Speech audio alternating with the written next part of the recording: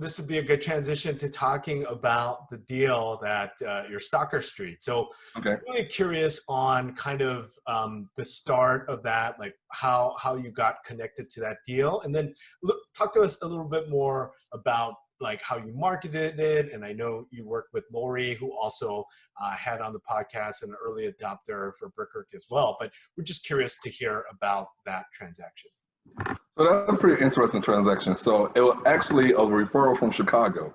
So it was a client that I had from Chicago who was like, "Hey James, you out there and doing commercial real estate, and I have a party that's interested in doing a development and interested in investing." Like, oh, whatever. They're like, has to be in an opportunity zone, South LA. I'm like, boom, that's me. They don't need to talk to nobody else. Exactly. So they actually interviewed 3 other brokers. Oh wow.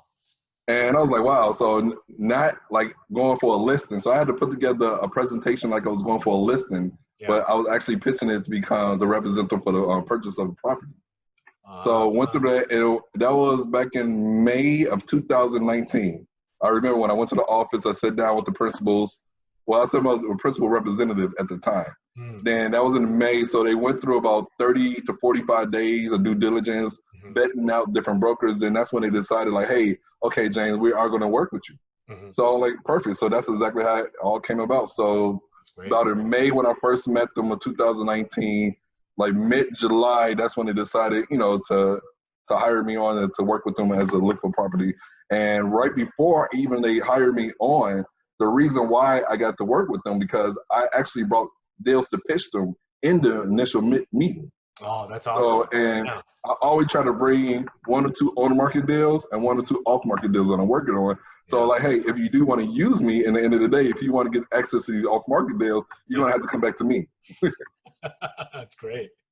So you got the listing, and so I got the opportunity to represent them as a buyer. Oh, as a buyer. Got it. Correct. Okay. On this deal. Okay. And then, so walk us through what happened next after that kind of decision. What was the... I don't want to give all addresses. It's pretty interesting because the initial deal that I first worked on, that they fell in love with. So when I first met them, they wanted a ½ acre and an opportunity zone. And their budget was $3 to $5 million. Got it.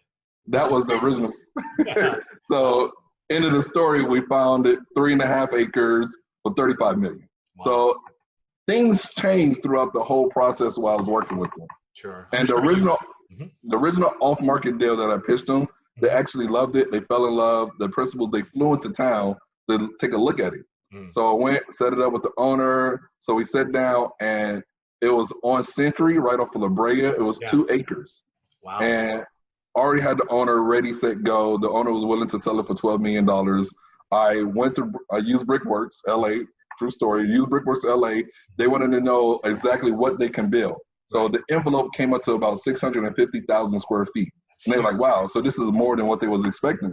And once they're just doing that, and even in the presentation when I first pitched them to use my services, I always showed them what they can build on the land, what's the maximum envelope, if it's in an opportunity zone, who's the key political people that's in the area. So having all of that information ready in my presentation helped me win the business from them.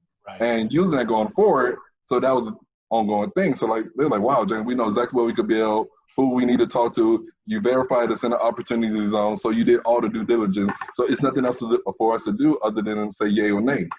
So when we was walking the property, and it's in the flight path. Yes. So while we was there, so quite a few planes kept on flying by. And right when that happened, everybody looked at each other, and my clients, they planned on building a studio. Got it. So they was like, once that happened, they were like, they had a general contractor there and an architect walking with us. And they're like, we can do a soundproofing, but it's not going to be 100% no matter what we do. So just having that, so we went back to the drawing board. But the interesting thing about that, I kind of reached out to a lot of different commercial brokers in the area who had product or who either like kind of send me emails. And that's how I first met actually Cameron. And Cameron introduced me to Lori. And so that's how I first started talking to them. Then they were like, James, well, we don't have 2 acres. We have a little shy of 2 acres on the development. I'm like, okay, that's interesting. So they sent me the information, so I kept it in my back pocket. So once that deal over at the other place on Century just went kaput, they were like, okay, James, we done. You got anything else to show us? Actually, I like, hey, I got one other quick thing I need to show you real quick. Yeah. They're like, is it 2+ acres? I'm like, it's not 2+ acres, but we may be to work out a deal here. They're like, okay, what can we build on it? So I already did the due diligence, already did the Brickworks LA. So they saw the maximum what they could build there, and there's no height restrictions. Yes. And that was a very big thing with them. Like, wow, no height restrictions, and it's in an opportunity zone. It's in Baldwin Hills. It's in South LA. So it hit all the points, but it wasn't a big enough site. I'm like, well, let's worry about this later. So we took a look at it, and they fell in love with soccer right then and there. They actually fell in love with the location. Yeah. But the only thing they was only selling 2 of the 4 buildings at that point.